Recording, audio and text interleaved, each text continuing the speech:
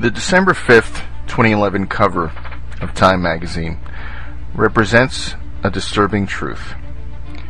The American corporate-controlled establishment media presents a picture of the world that is meant to placate and pacify the people of the United States in favor of presenting reality as it is.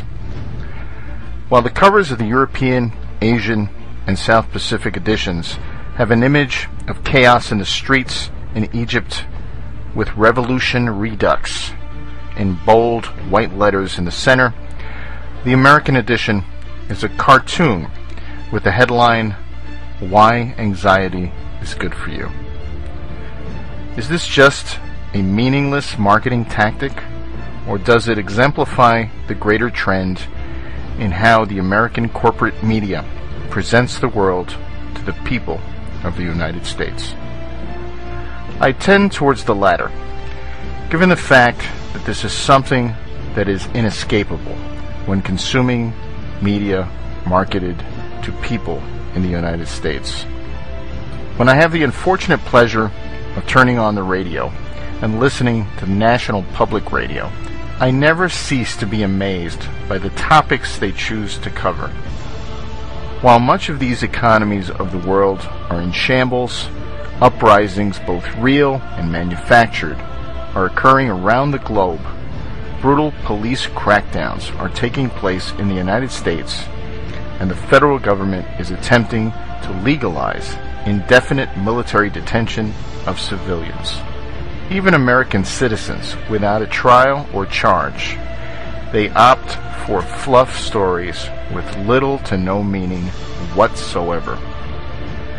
This is the unfortunate nature of the infotainment industry that appeals to the lowest common denominator instead of attempting to inform and educate their audience.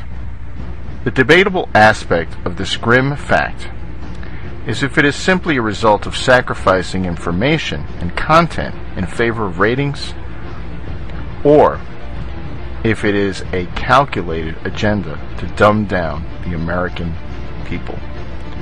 I tend to fall into the camp of people who believe that this has been too pervasive and relentless to be the product of just doing whatever it takes to get ratings.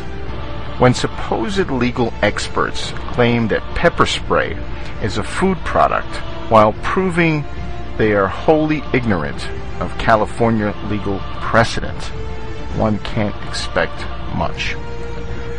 When the media selectively focuses forcefully on one nation's transgressions while ignoring the transgressions of our allies, speaks loudly of the depth at which the strings of media are buried. That being said, I might point out that the Egyptians did not in fact topple their government. Instead, they ousted Mubarak and replaced him with an arguably even more brutal military junta that was waiting in the wings. How can this happen? Is it just that they are seeking to entertain and not really inform? Or are news outlets actually there to make the American people perpetually ignorant, misinformed, and distracted in perpetual bread and circus? The mainstream media presents such a limited spectrum of information out there, especially when it comes to broadcast television, that it is hard to believe that it could simply be a natural result of the push for ratings over all else. The truth would command much higher ratings than any piece of fluff we see today. The worldview presented by the establishment media is so consistent and carefully crafted that it would be quite surprising if they all happened to decide to present such a version of reality completely independently. This outlook claims that the economy recovered when the government said the recession was officially over, that the government told us the whole truth about the attacks of September 11, 2001, and that we are never deceived about the true intentions behind conflicts abroad. However, reality continues to smash through this false paradigm presented to us by the establishment media, and with every passing week, another crippling blow slams into this false narrative.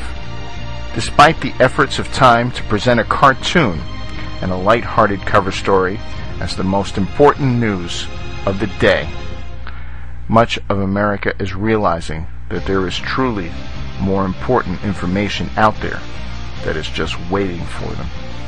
The most fatal flaw of the establishment media is the Orwellian doublethink that is used on a disturbingly common basis.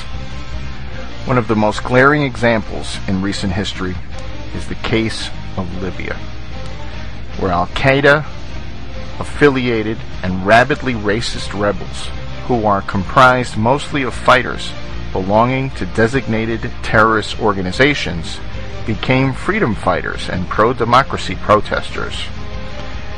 While we are supposed to praise and laud these murderers and assassins according to the corporate media, we are still supposed to believe that Al-Qaeda boogeymen are around every corner hoping to blow us all up. A slightly more obscure example from September of this year came up when a media outlet was covering the usage of weather modification, also known as geoengineering, to combat a drought in Texas. While weather modification is an irrefutable fact, it is still nonsensically treated as conspiracy theory in many circles. When they speak about it on the mainstream media, it is a normal and acceptable solution to environmental problems. But if you should speak about it, you're labeled a conspiracy theorist. Unfortunately, this type of blatant doublethink and outright deception is becoming more prevalent, and the upcoming Time cover is a great example of how the events of the world are shaped and spun in the American mainstream media to keep the people of the United States from becoming agitated and asking too many questions. Thankfully, there is the alternative media, which is growing independent of traditional news organizations and funding sources, thanks to readers and business owners who are willing to support the new wave in journalism. In the vacuum of lies, we as citizens must become those outspoken journalists ourselves and tell the story that needs to be told. We must become the tellers of the truth and expose the lies, treachery, and treason. We will continue to present the truth, the whole truth, and nothing but the truth, while the establishment media continues to present dumbed-down nonsense, which will only serve to drive their viewers to sources of real information.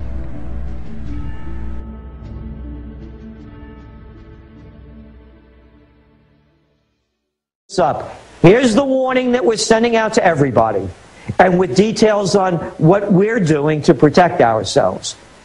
After the holidays, in the first part of the new year of 2012, the economic collapse will happen, and they will no longer be able to cover it up, and they're going to declare economic martial law. Just as my money's been stolen, your money's not going to be safe anywhere unless you have it in your pocket or you have it in gold and silver.